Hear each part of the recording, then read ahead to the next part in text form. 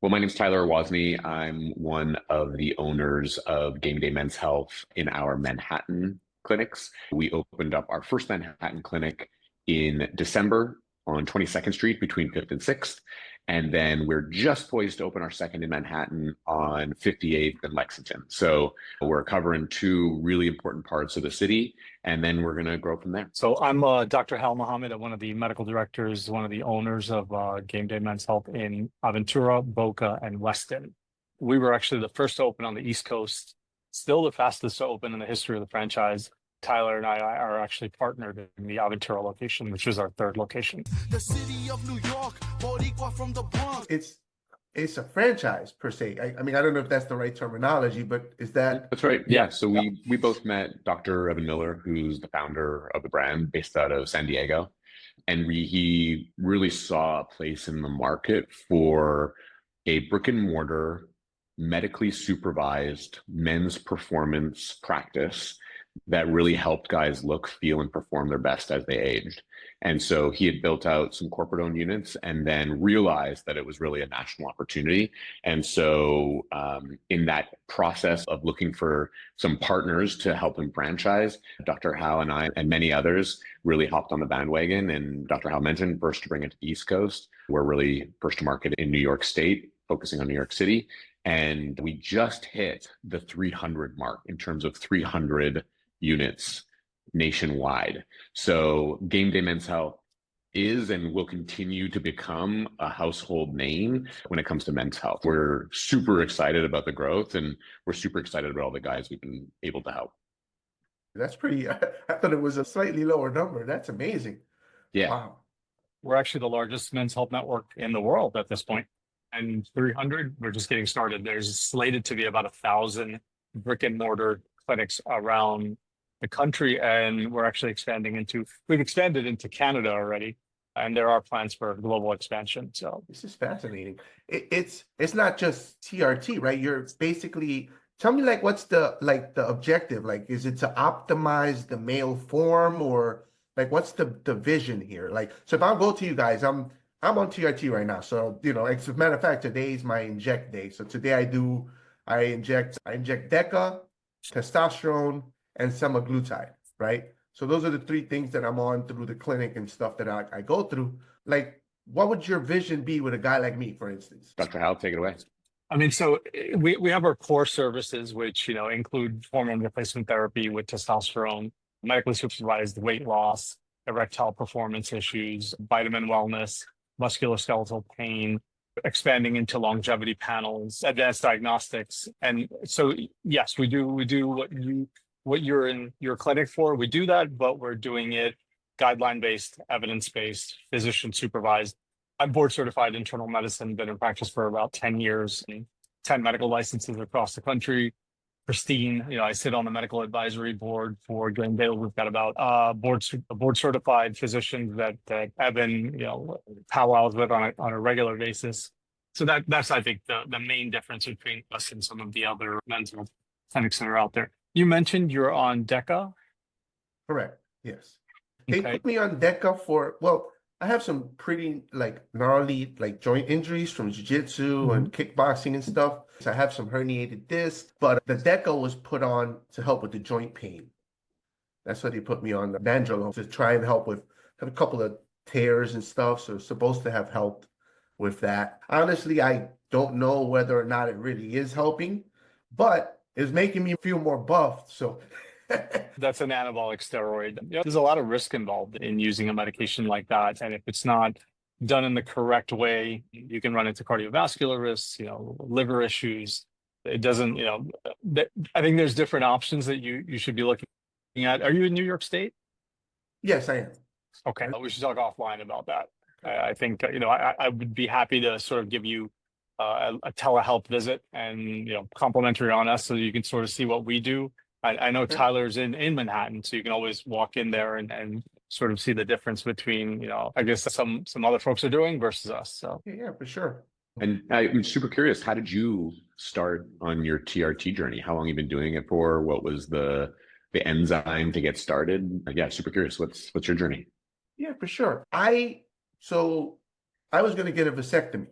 So that was the first step in this thing, right? I've known for a while that my testosterone was low, but Mm. I didn't want to start TRT. For one, I'm terrified of needles, right? To Okay. this day, I still shake when I inject, and I wanted to try to do it naturally. So I've been eating the Mm. cruciferous vegetables, trying the selenium and all the supplements, trying to do it naturally, but nothing worked. So I went to get the vasectomy at this men's clinic, and while I was there, I noticed they had all the TRT stuff and they also did all that. So I engaged them on that. And from that conversation, I kind of said, my testosterone was like 250, 275, 300. It was fairly low. And I'd been trying to do it naturally for years, never worked, nothing happened. So I said, you know what? It looks like this is my path. And I went down that avenue. And it's been about 2 years now. 2 years I've been taking testosterone. I never noticed the alleged increase in energy and libido and all that. I didn't notice anything. The one thing I'll say is that I recover quicker from training. Mm. That's the Okay. one true thing I noticed.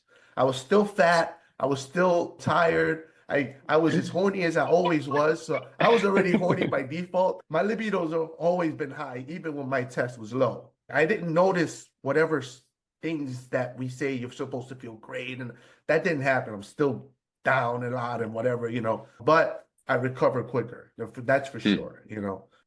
It didn't help. So like, I also occasionally pop, the data fill, Mm.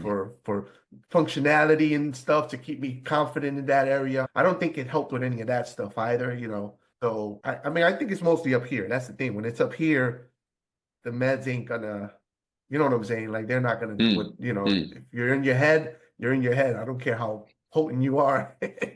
Sorry, that was long-winded, but Mm. that's kind of No, been it's my great. journey.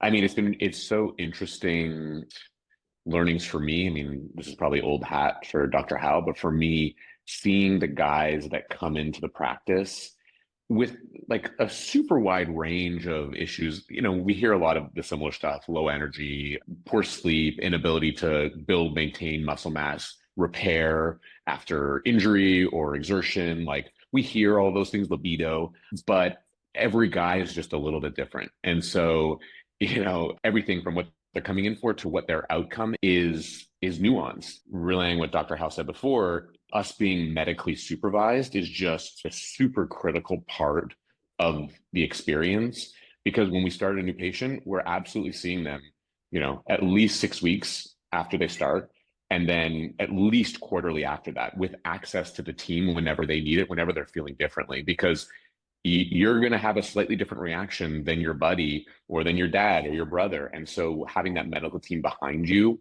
to constantly refresh blood work, to constantly do follow-ups, and having the right questions being asked is critical for the long-term outcome. You guys mentioned several times medically supervised. Can you explain that? Because like the clinic I go to is run by a doctor. So I see the doctor every 3 months. Is that different when you're emphasizing that? So I'm curious, I'll take that. I'm a huge patient, patient advocate.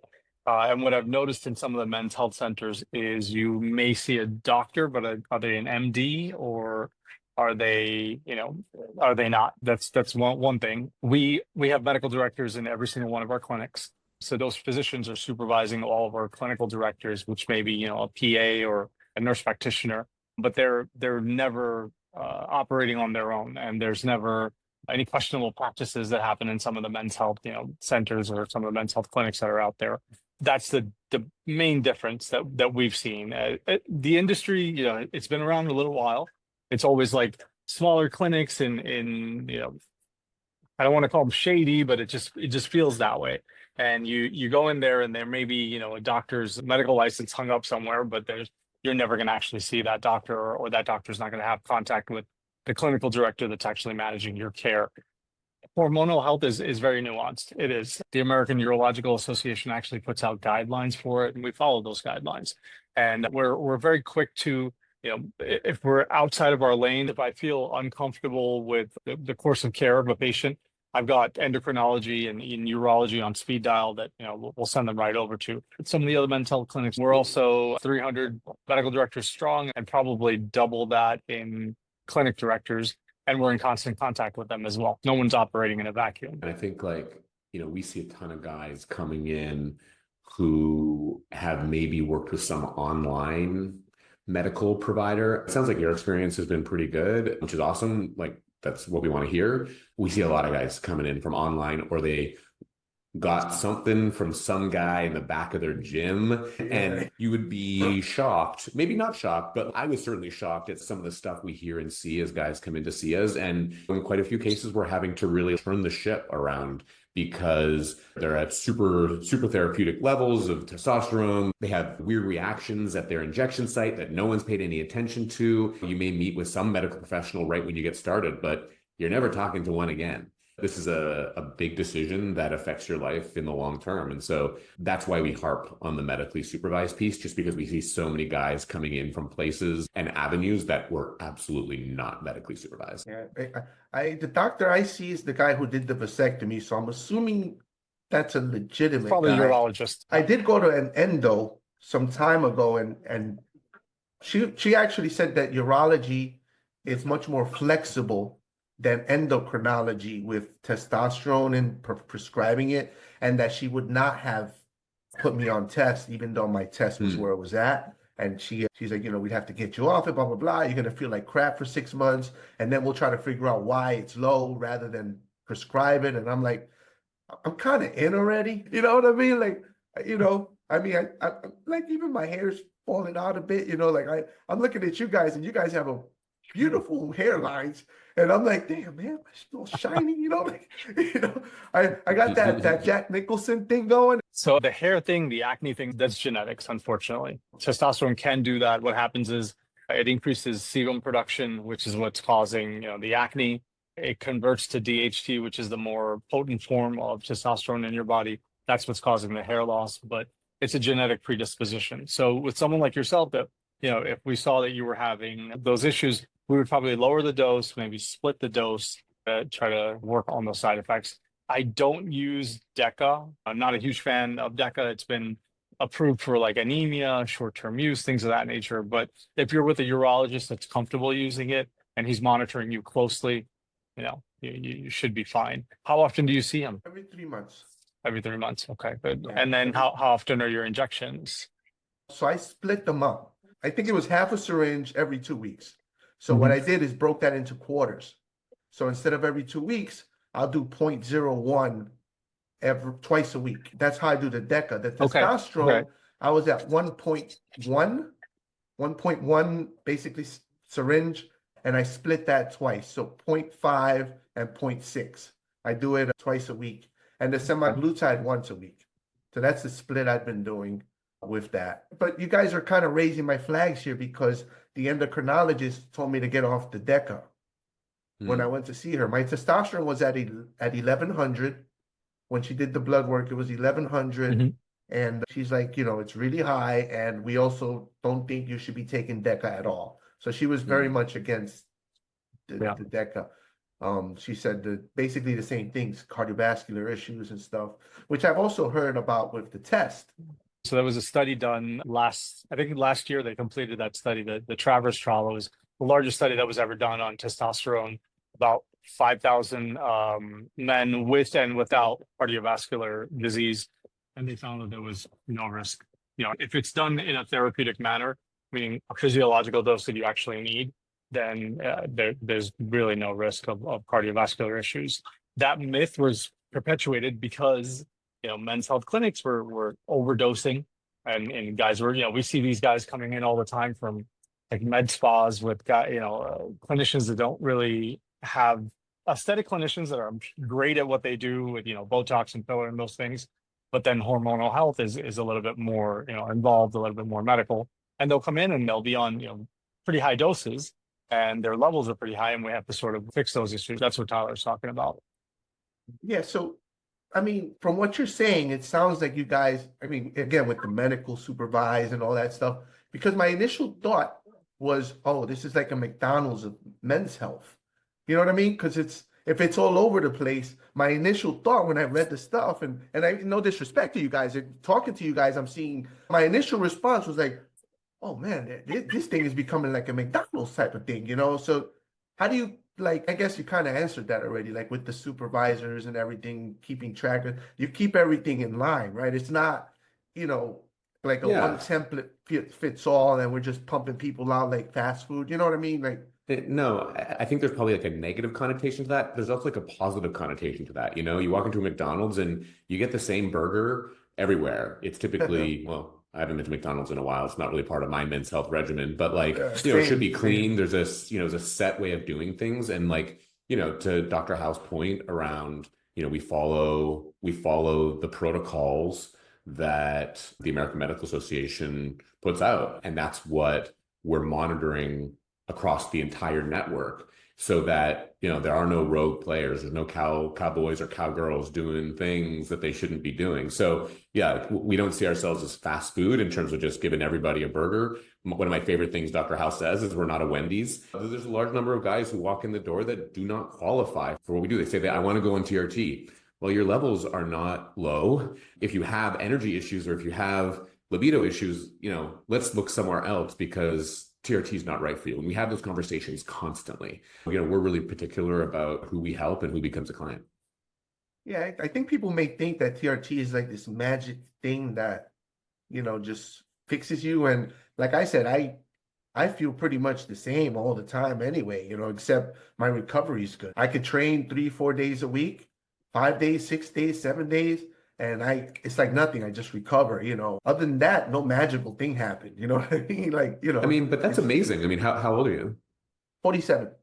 I mean, that's amazing. I mean, year-old men across the nation are like, their ears are perking up right now because they're not in that case where they're repairing after working out 7 days a week. Like, it just doesn't happen. And so, you know, for you, like, you may not have seen like, you sounded like you didn't have a libido issue. You didn't really have an energy issue. So there was nothing really to fix there, right? But what you have done is like really allowed your body to do the things that you have loved doing for years. And like, that's a huge success story. So I love that. Yeah.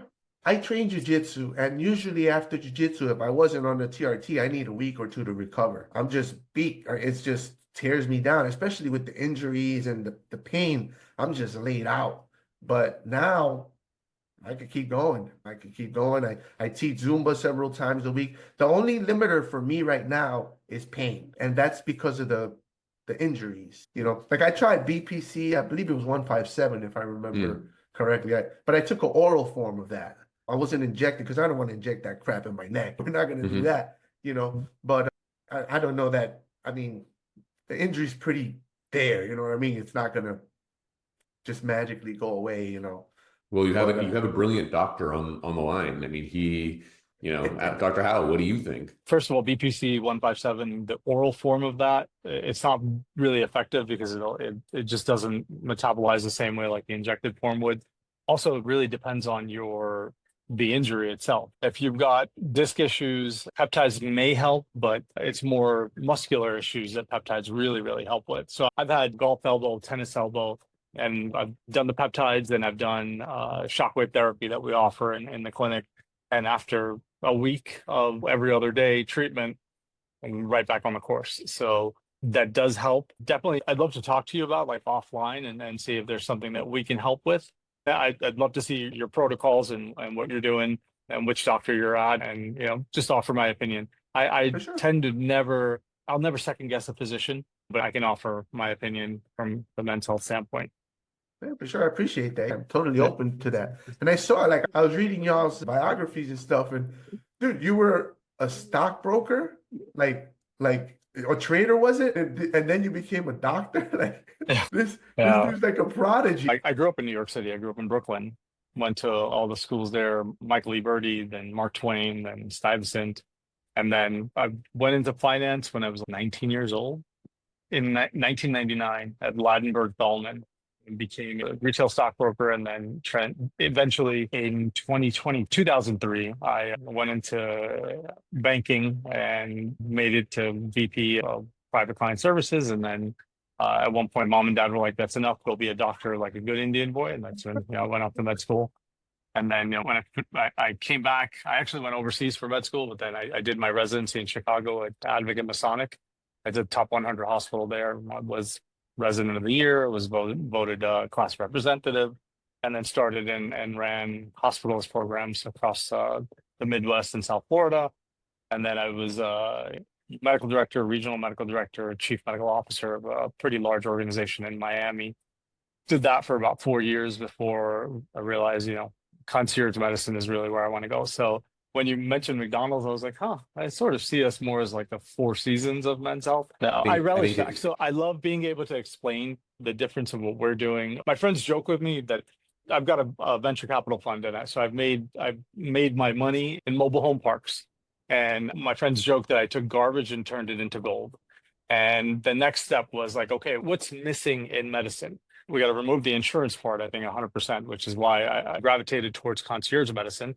And then men's health in general has just been a maligned industry. It's been filled with, shysters, really, right? And how do you change that? Follow guidelines, make sure everyone's certified, and we're medical, we're clinical, and we're academics. And that's the main difference. What Tyler mentioned is we send away more guys than we sign up because we're only going to do what's right for the patient, and the success comes, afterwards.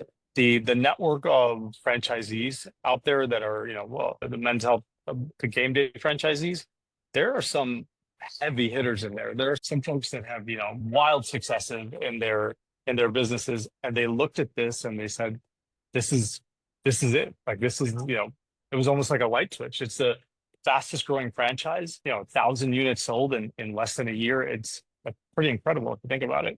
So, those guys recognize it. Those guys are, like super guys I totally respect, like Tyler himself. Same thing, when you look at Tyler's TV, you're just like blown away by it. So he saw the value in this. He saw what we're trying to do. And I'm happy to be on the rocket ship. So. And I think and Angel, the one thing I'll just add to that is like, when a guy walks into a Game Day Men's Health, like the feedback we get is not that it's some like cookie cutter, like there's real people working there who like really care. And so, the experience for our guys, they love hanging out. Like, we've got big screen TVs, comfortable sofas, we got coffee, we've got healthy snacks. And so our guys coming in weekly for their injections, it's a little break for them. What we've done is created a place where guys just feel really comfortable and they feel like they are being heard for the first time in probably a long time. And so, we feel really proud of the culture that we've created of our practices and the patients that come to see us. It certainly got my interest, and I do want to definitely check it out. I did miss the grand opening, but I still want to check the place out, So like you guys mentioned with the insurance, you're trying to cut on insurance. So my guy is also out of pocket, right? And I just paid nearly $800. So every 3 months, I'm dropping $800, which, I mean, I'd love to just pay a $30 copay, right? And go through a urologist. But I've had a very challenging time, first of all, finding a urologist. I went to the endo just as a test to see, and she just didn't even approve of it at all. And I had like 2 urologist appointments and they didn't even show up. They straight up didn't show up to the appointment. You know what I mean? So so I had to go back to my guy because I just had no other alternative. So, but I was trying to go through insurance because, right now I'm out of work. So I've been out of work for a year. So I've been looking for work, interviewing, and it's rough, right? So I was trying not to spend it, but it kind of seems like you don't have much choice. Because again, I tried to go through my insurance and find it, and they just didn't show up. Yeah. I mean, can you believe like you make an appointment with a client and you just no call, you just no show? Yeah, we've heard cases where guys have come to us because their urologists or whoever they went to like ran out and didn't have any of their medication on order, so they were just sort of like off, and they're like, I can't live in a world where something that's medically prescribed is sort of like a maybe. So we've heard tons of horror stories. Hal probably has an infinite number. Yeah, I mean, what you mentioned about going in every 3 months, that's amazing, right? We monitor our guys even closer than that. If you go to a urologist, try to go through your insurance, there's no way they can't see you that often. Insurance just won't allow for it. Insurance will tell you, okay, if your testosterone is below, I think the number is 264, that's when you qualify for testosterone replacement. They don't look at free testosterone levels. They're not looking at sex hormone, like the binding globulin. They don't look at the whole picture. They just say, if it's below 264, that's when we're going to cover it. And then you mentioned $30 copay, but you're paying a premium, or someone's paying a premium, whether it's you or your employer. It ends up costing even more. You don't have that personalized service that you do with Gameday. You guys, it seemed like if I read correctly, is it like kind of like subscription based? Can you explain the cost model, how that kind of works and stuff? Yeah, so we always say we're never going to be the cheapest, out there. We're not an online option. You're coming into a brick and mortar location. You're supervised by board certified clinicians that are supervised by physicians as well. And so there is a cost to it, right? It's not the cheapest, but I don't think anything we do is more than your normal out of pocket for an insurance-based practice. It is subscription, so you're paying for a monthly type of scenario? Correct. Yeah. But it all depends on the treatment. We work with medical weight loss. We work with hormone replacement therapy, peptide therapies. We have sexual performance therapies. They all have slightly different price points depending on the level of interaction that is needed from the medical team as well as the medication itself. There isn't sort of like a membership fee that you pay on a monthly basis no matter what you do. It's really dependent on service and what that looks like. But what we really pride ourselves on is transparent pricing. So everyone knows what they're getting. There's no hidden fees. We have one price where everything's included, all our visits, access to the clinical team, follow-ups, medication, like the whole thing, shipping. And, guys can cancel at any time. We don't do contracts. And so we want to bring the transparency and, just honestly good business practices to an industry that typically hasn't had it. I saw just something you said there. So I'm not going to say prices that were sent to me, like, because we don't need to talk about that, but the meds are included? Like you provide the meds to the people, or is that done through the pharmacy, or like? No, it's all inclusive. Whatever we charge includes the medication, follow-ups, interact with the medical team, advice, all that stuff. In some states, for example, New York State is a great example. We are not allowed, or rather, all lab work must be patient pay. And so in Florida, like LabCorp, for example, is able to charge us and then we charge the patient, right? And so we can include that as part of a total service. In New York State, we are legally not allowed to do that. LabCorp has to charge the patient directly and go through their insurance. I see it as a major disadvantage for the consumer because all of a sudden those prices increase dramatically because insurance is often involved. But for guys who don't have insurance, they're paying, I've seen 5, 6, 7 times as much for lab work done in New York State than they would pay in Florida.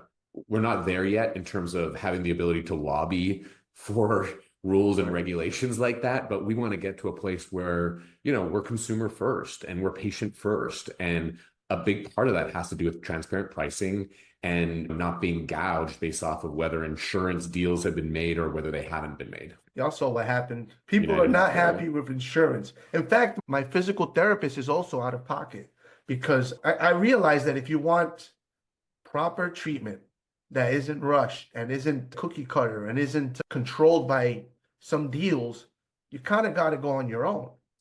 This is how I got to do it with my men's health, same thing with my physical therapy out of pocket. I will, but what I want to do is see if it ends up costing me the same working with you guys as I'm working with these guys in terms of just the total overall, or, because I do pay for the meds out of pocket. So semaglutide, I pay, I think it's $200 something for a month's supply. I stretch it out maybe a month and a half.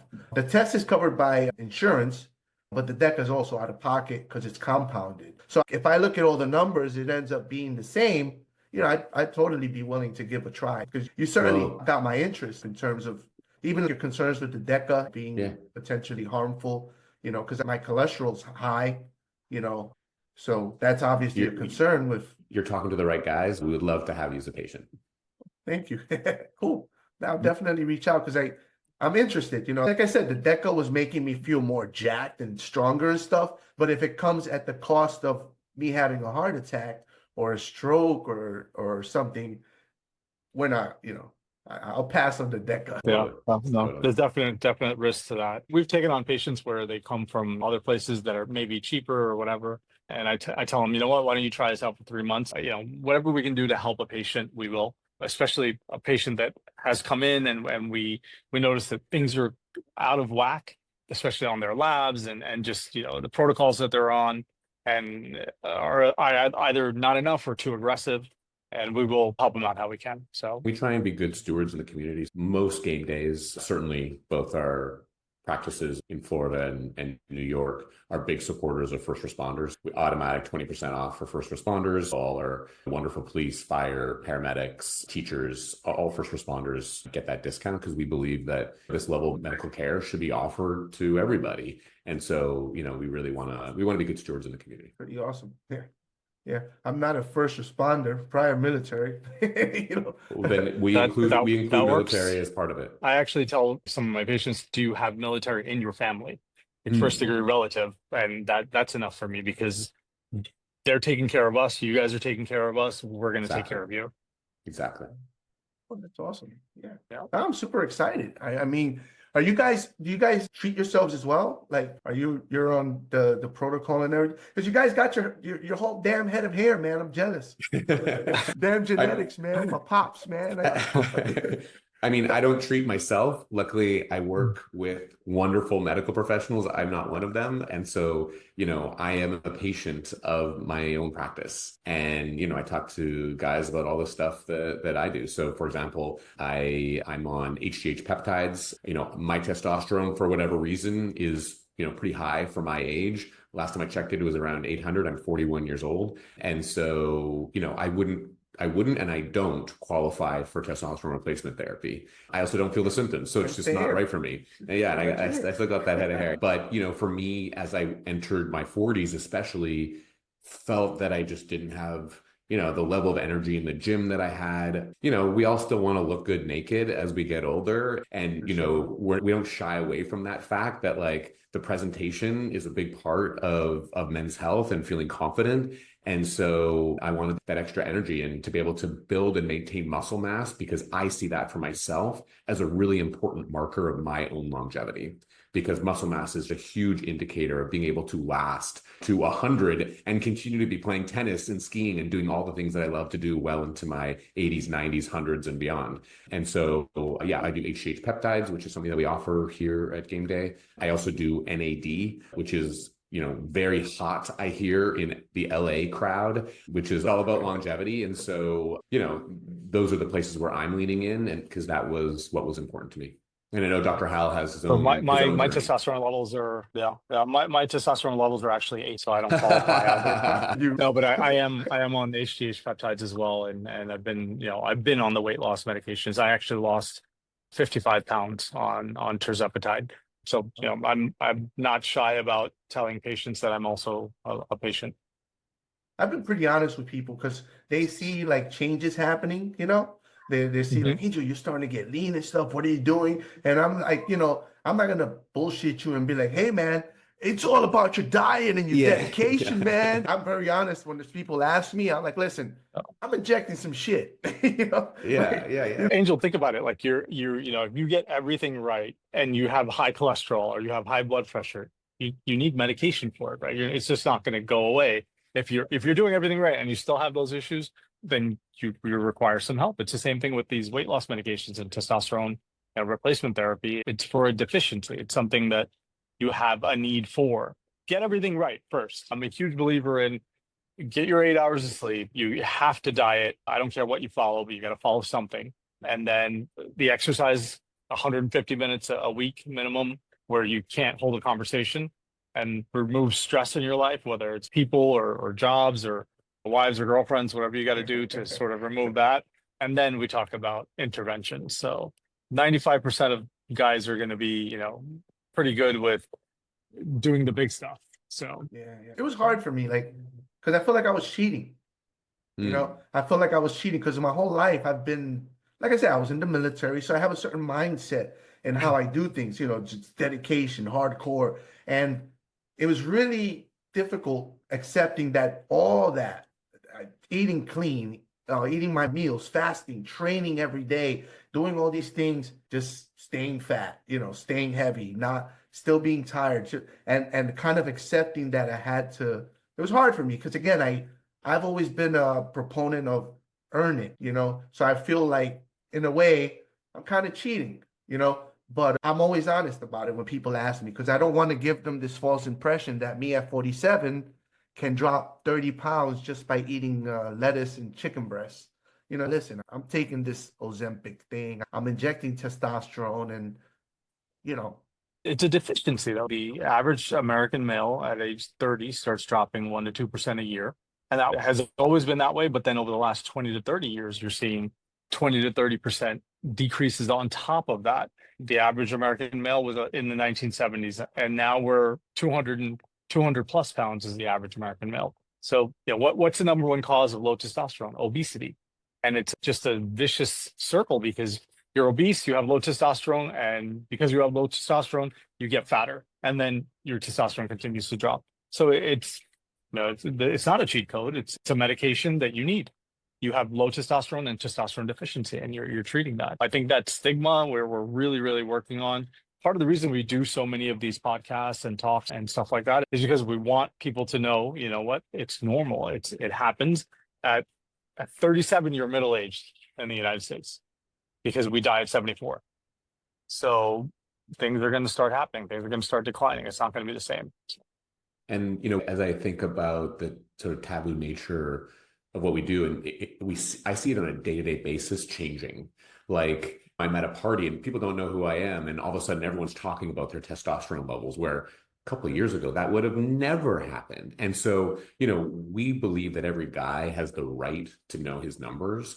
And so that's why we offer a complimentary testosterone test, complimentary PSA test for prostate health. So guys can come in and get educated. Like there's no handcuffs, there's no hidden fees or anything like that. We just believe in education and knowledge and awareness. Too often we have guys coming in who have asked for, hey, I'm really curious, like what are my testosterone levels? And doctors sometimes often won't prescribe the test even. And so they have to find another way to get it. That taboo nature is changing. The education and people willing to take, the knowledge and their medical health and well-being into their own hands is changing. And, similar to how 20 years ago, someone would say, hey, I did Botox. Really? Where? Like, what is that? Like, is it dangerous? And now fast forward 20 years later, it's like, who's your Botox person? Like how often do you get it? You know what I mean? It's become, part of culture. And I think a lot of what we do around men's health will ideally and hopefully become that way as well. Normalizing it. Exactly.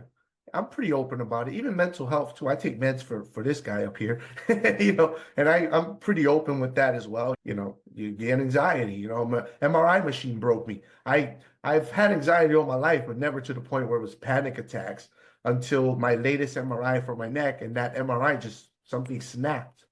It just snapped me. I don't know what happened. And all of a sudden I have to take meds just to function, to be calm and function. But I'm also open about. What were your testosterone levels? What are your free testosterone and total testosterone levels? Presently, I just had a test recently, but the last one, I don't remember if it was the free or total, but it was 1100.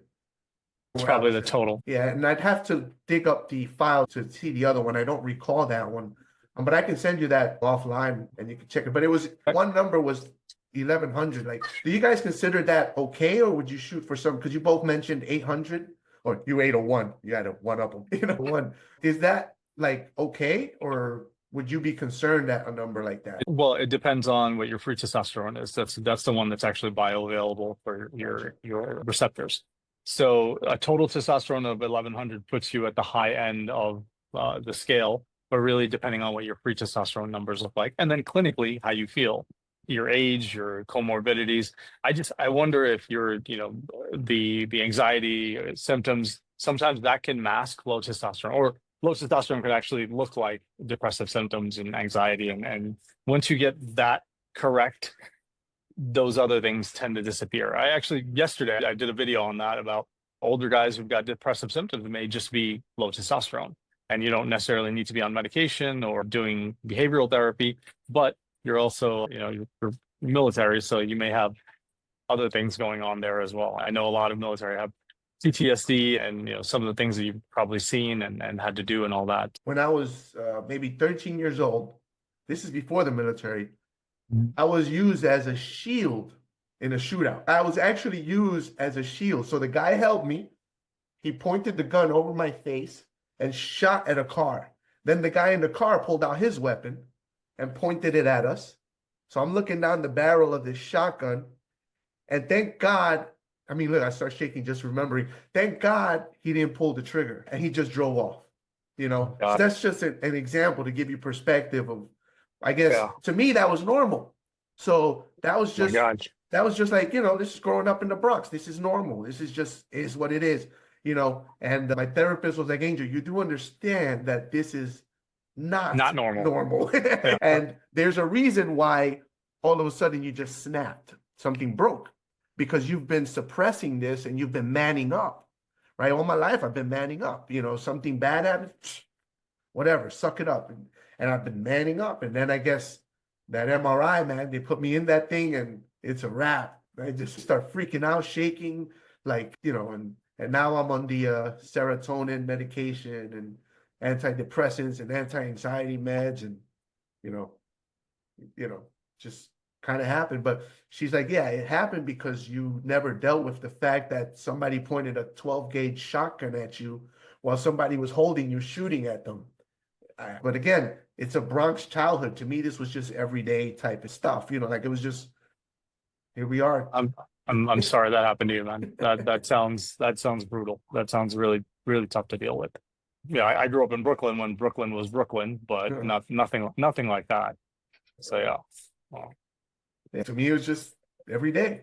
Yeah. Friends get killed, friends get shot. It's just normal stuff. It's funny to me because a lot of times today people think that, oh, we didn't all have a silver spoon like you, Angel. And I'm like, Jesus Christ, man, these guys, they assume because I got a Pomeranian, a cute little Pom that I walk, I put on a button-down shirt every once in a while. They have no idea, It's funny to me when they say silver spoon. I'm like, wow, okay, yeah.